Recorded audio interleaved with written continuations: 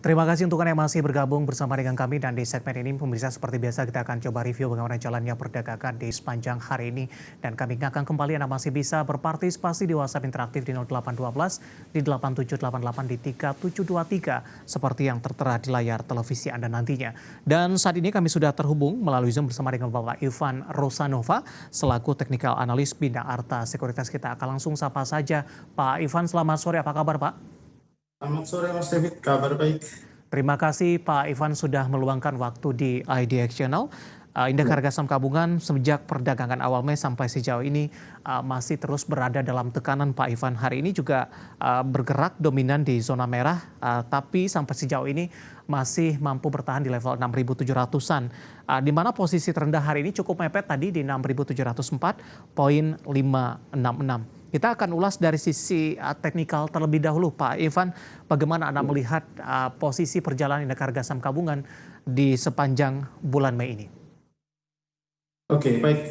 Jadi pergerakan IHSG ini semenjak dari awal atau kita mulai dari akhir April ya, itu sebetulnya dia sudah mulai menguji level resisten waktu itu di 6960. Tapi seiring dengan gagalnya ditembus ke atas, maka kemudian IHSG ini mulai membentuk suatu pola koreksi yang lebih kompleks seperti itu, dengan mulai terkoreksi agresif dan membentuk pergerakan yang impulsif.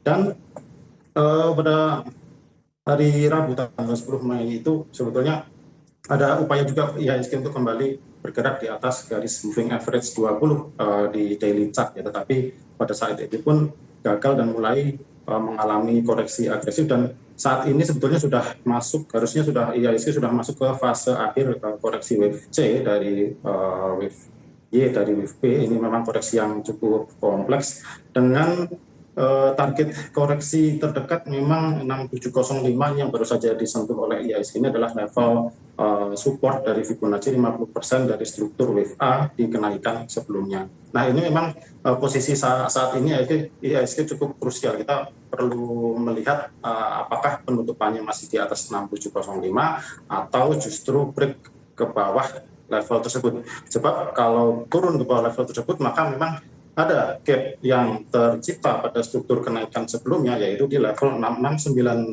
sampai dengan 6696. Atau lebih jauh lagi, mungkin koreksi dari wave C ini bisa terekstensi ke level 6612 sebagai 6667 ya, sebagai level support Fibonacci terdekat berikutnya, seperti itu Mas David. Baik Pak Ivan, dengan tekanan yang cukup dalam terhadap indeks harga saham gabungan di sepanjang perdagangan Mei ini, beberapa pihak cukup banyak yang mempertanyakan apakah sell in May go away sudah terjadi ini Pak Ivan. Bagaimana dari analisis Anda?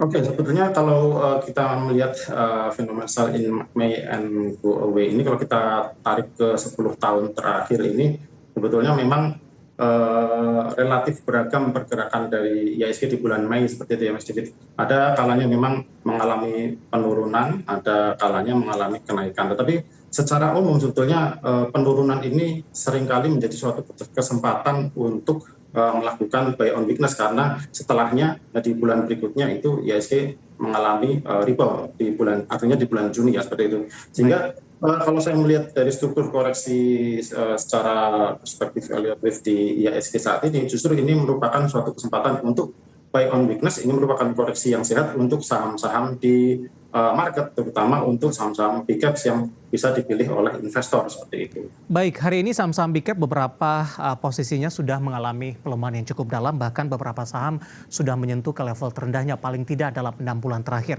Nah, sebelum kita mengulas dari sisi sahamnya secara teknikal, Pak Ivan, saya akan coba balik ke sisi fundamental terlebih dahulu. Saat ini para pelaku pasar ini cukup mengkhawatirkan beberapa sentimen berkembang, terutama dari sisi global terkait dengan plafon utang Amerika Serikat, di mana tenggang waktunya semakin dekat ini, Pak. Bagaimana Anda melihat, apakah ini memang menjadi kekhawatiran dari para pelaku pasar sampai sejauh ini? Ya, kalau di awal Mei ini memang terlihat dari pelemahan yang terjadi, tetapi sepertinya untuk dampaknya ke Indonesia sendiri kita belum melihat ada sesuatu yang cukup harus dikhawatirkan ya, karena kalau kita melihat ya, di kinerja keuangan emiten di kuartal 1 masih banyak juga yang mencatatkan kinerja yang positif, sehingga masih ada harapan untuk di kuartal berikutnya ini melihat angka yang juga masih bertumbuh seperti itu. Dan beberapa emiten juga mungkin masih akan melakukan pembagian dividen dan juga UPS, sehingga sepertinya ini nanti juga akan menjadi katalis pembalik dari koreksi yang terjadi saat ini, seperti itu Mas Devi. Oke, dan tadi juga Anda katakan di tengah posisi saat ini sudah mulai melakukan cicil beli terutama untuk saham-saham big cap yang sudah mengalami koreksi yang cukup dalam. Pak Ivan, dari catatan kami ini beberapa saham big cap yang mengalami koreksi cukup dalam. Saya akan coba ke infrastruktur telekomunikasi terlebih dahulu Pak. Ada Telkom, ini pelemahannya dari 4.000-an, posisinya 4.400 maksud saya. Telkom hari ini sudah berada di bawah level 4.000-an. Bagaimana analisis Anda untuk Telkom di tengah tekanan yang terjadi? Apakah sudah direkomendasikan untuk cicil beli untuk saham ini? Iya, untuk Telkom sangat direkomendasikan untuk cicil beli. Level support terdekat 3940 ini adalah support praktikal. Dan untuk antisipasinya, jika level ini ditembus, nanti maka bisa melakukan akumulasi lagi di level support berikutnya, yaitu di 3860. Artinya koreksi yang terjadi saat ini tidak perlu membuat investor takut atau khawatir, justru bisa menjadi kesempatan untuk melakukan pembelian di harga yang murah, karena kemarin waktu Telkom sendiri bergerak ke atas level 4.400 itu memang sudah mulai terlihat adanya indikasi potensi pembalikan arah, dan saat ini mulai terjadi, dan inilah kesempatan untuk masuk ke saham Telkom seperti ini. Baik, support yang bisa diperhatikan 3940 hingga 3860. Dari sisi resisten terdekat untuk Telkom, Pak Ivan, apakah cukup tidak memerlukan waktu yang cukup lama, maksud saya dalam hal ini untuk Telkom balik ke level 4.000-an kembali? Untuk mencapai level 4.000-an kembali atau setidaknya ke 4.100 itu harusnya akan cukup cepat ya Mas David. Mungkin akan makan waktu sekitar 1 hingga 2 pekan saja seharusnya. Baik, ada Telkom dari infrastruktur telekomunikasi sudah mengalami koreksi yang cukup dalam, pemirsa. Tadi juga disampaikan support untuk cicil beli 3940 dan 3860. Baik, dari Telkom kita coba bergeser ke saham selanjutnya. Saya akan coba ulas untuk Goto. Dari sisi fundamentalnya mereka sudah dipastikan masuk kepada MSCI Index dan tadi sempat dominan bergerak di zona hijau untuk Goto, Pak Ivan. Namun di beberapa menit jelang penutupan tadi saham Goto ini berbalik ke zona merah, bahkan posisi flat hari ini. Level tertinggi ada di 119, penutupan hari ini di 116. Analisis Anda untuk Goto? Ya, untuk Goto sejauh ini koreksinya juga masih relatif wajar dan pergerakan masih di atas MA10, atau sekalipun terkoreksi ke bawah MA10 masih ada level support berikutnya yaitu MA20 dengan potensi koreksi mungkin tidak sampai ke bawah 100 ya, mungkin saya lihat di kisaran 105 itu sudah merupakan area support bagi Goto untuk saat ini, artinya level supportnya sudah mengalami upgrade ke level tersebut, dan potensi berikutnya jika berhasil menguat di atas 123 ini merupakan resisten terdekat, itu berpeluang untuk mencapai resisten berikutnya atau suatu area resisten ini ada di 132 sampai dengan 136 sebagai potensi targetnya seperti itu. Baik, artinya ketika skenario berjalan baik tidak berpeluang untuk Goto berpeluang cukup besar untuk menembus kembali ke 130-an, Pak Ivan? Ya, selama masih di atas 105 seharusnya potensi untuk menguat masih cukup besar seperti itu, Mas. Baik, dari teknologi kita beralih ke perbankan big cap, Pak Ivan. Hari ini juga menjadi pemberat bagi indeks harga saham gabungan dan kondisi yang sama juga terjadi dalam beberapa waktu terakhir. Perbankan big cap lebih cenderung bergerak loyo ini. Dari sisi fundamental, kinerja, dividen ini sudah tidak diragukan lagi. Apakah perbankan big cap juga masuk kepada salah satu saham yang harus diperhatikan oleh investor di tengah koreksi yang terjadi hari ini? Ya, tentu saham perbankan big cap sangat-sangat harus diperhatikan ya, karena kalau kita lihat beberapa saham memang cenderung masih relatif bertahan, koreksinya masih relatif terbatas, dan kalau melihat dari kinerjanya yang masih oke di kuartal 1, maka seharusnya tidak akan sulit untuk kembali mengalami rebound dan membantu IHSG untuk menguat kembali seperti itu, Mas. Baik, dari beberapa saham perbankan big caps yang hari ini lebih cenderung tertekan, terutama dari sisi teknikal, mana yang paling direkomendasikan, Pak Ivan? Ya, mungkin ada beberapa, tapi yang paling direkomendasikan mungkin yang salah satunya adalah BBCA ya, karena BBCA juga masih terlihat cukup mudah untuk berbalik menguat meskipun terjadi tekanan mengalami gap down, khususnya pada hari ini seperti itu, Mas.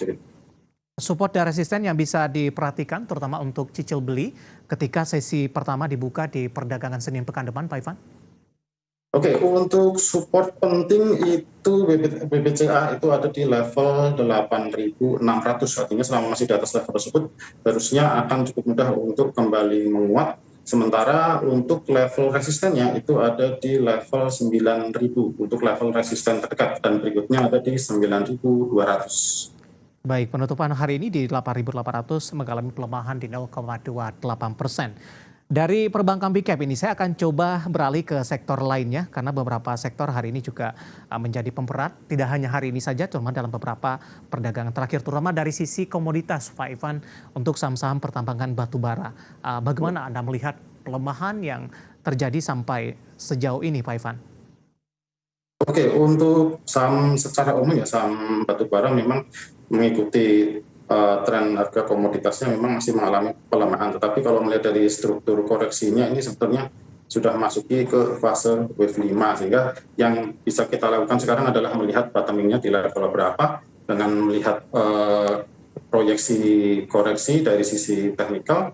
Dan memang kalau selama masih belum terlihat adanya pantulan harga, memang kita Iya, masih cenderung pada posisi spekulatif buy, sehingga baik. sebaiknya posisi masih terbatas, dan nanti kalau sudah mulai mengalami pantulan harga, nanti baru kita akan melihat apakah terbentuk higher low di situ untuk mengkonfirmasi bahwa potensi untuk tren reversalnya memang menjadi lebih kuat seperti itu, Mas. Oke, sebelum kita update posisi indeks harga saham gabungan di sesi kedua hari ini, saya akan coba ulas untuk ITMG terlebih dahulu, Pak Ivan, karena ITMG sudah mengalami koreksi yang cukup dalam dari level di atas 40 ribuan, posisi saat ini 27825. Nah, di sepanjang perdagangan hari ini, tadi ITMG sempat menyentuh ke level terendahnya di 27525, Pak. Kemudian eh, pelemahannya lebih ke arah terbatas ini. Bagaimana analisis Anda untuk ITMG? Ya, untuk ITMG setelah di hari kemarin itu koreksinya agresif, saat ini mulai terjadi keseimbangan ya, artinya membentuk candle spinning top, buy and sell-nya tidak terlalu jauh, tekanan jual sudah mulai hilang dari yang kemarin mengalami tekanan jual agresif.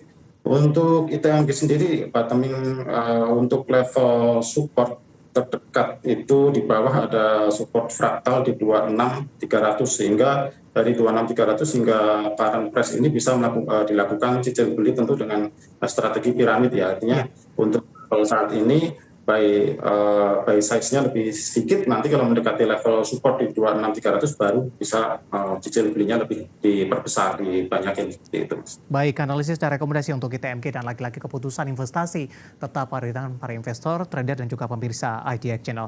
Pak Ivan, menarik, saya akan coba sampaikan terlebih dahulu update penutupan indeks harga saham gabungan di sesi kedua hari ini dan beberapa data perdagangan lainnya yang berhasil dihimpun oleh tim redaksi kami.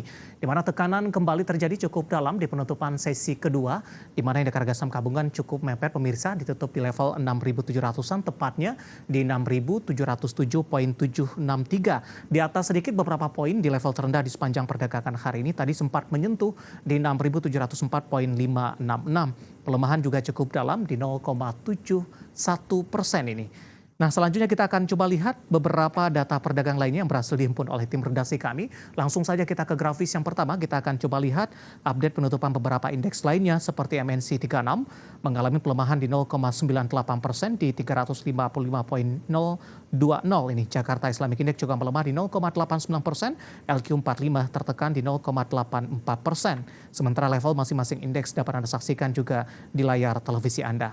Kemudian bagaimana rotasi pergerakan sektoral? Properti menguat di 0,53%, transportasi dan logistik juga menguat di 0,33%. Pemberat datang dari barang baku melemah di 1,62% dan infrastruktur juga tertekan di 0,78%. Selanjutnya saham-saham yang mengalami penguatan signifikan yang masuk ke dalam deretan top gainers pemirsa. Saham-saham apa saja dapat Anda saksikan juga di layar televisi Anda. Di mana Arto menguat di 2.490, BRIS juga menguat di 1.810, MRT menguat di 2.940, dan RAAM juga ditutup di zona hijau di level 705. Sementara posisi saham-saham yang justru mengalami tekanan cukup dalam yang masuk ke dalam deretan top losers. Kita ke grafis selanjutnya, ada Telkom. Baru saja kita bahas tadi di 3980, BBCA di 8.800, BMRI di 5.000. Sementara Astra Internasional ditutup sudah di bawah 6 ribuan, 5.225.